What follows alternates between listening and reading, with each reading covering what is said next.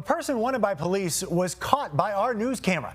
Karen and I first told you about this story last night as breaking news. In Clear Creek County, part of the Idaho Springs community was told to shelter in place as multiple officers and canines from several agencies, they searched for a burglary suspect they believed was armed and dangerous. Well, they didn't find him last night. Instead, your reporter, Justin Adams, spotted him this morning.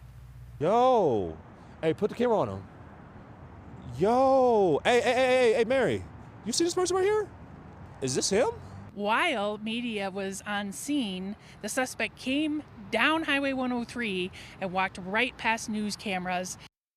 So glad everyone's okay. First off, right? Alan Janae, of course, joins us now. And Alan, you know this Idaho Springs area well. And today you had a chance to speak to neighbors who have been on high alert. Yeah, a lot of people feeling a lot better tonight, that's for sure. The man arrested, Richard Applequist, is suspected of pulling off burglaries back to the beginning of the month, possibly before.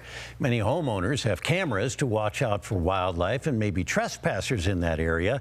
At one place, the suspect told the property owner through a camera that he was with the Forest Service, but he wasn't dressed in a uniform, and the sight of an armed man in a peaceful area was unnerving.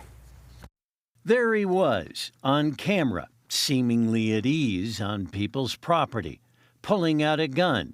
The sheriff's office says he was boldly stealing from homes, even toying with a camera in an apparent attempt to disable it. It's a little unnerving to not know what's out and around. Usually we're more worried about moose and wildlife. In this remote area where it takes a bit just to drive to some of the homes, Thursday night was a rough night. Law enforcement raced up Highway 103 in search of the man they'd been looking for. Turn all the lights off, lock your doors, stay inside.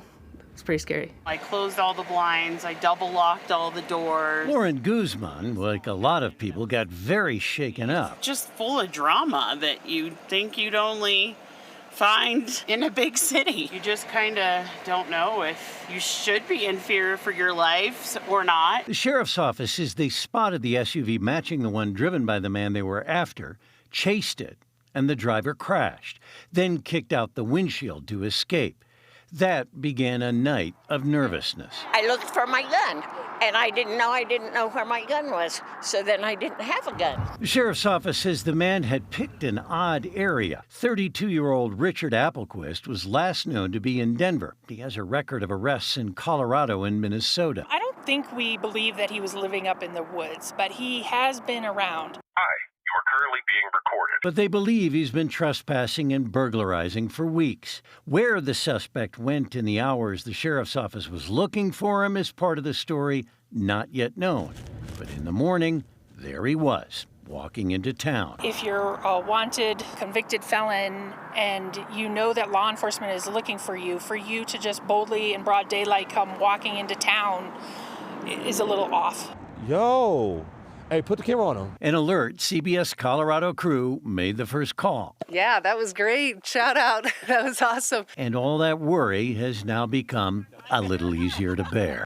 Thank you so much. That's what I want to say. Yes, thank you indeed to those guys who worked this morning. Applequist surrendered to deputies without incident. Now, among the charges, 2 counts of burglary and possession of a weapon by a previous offender.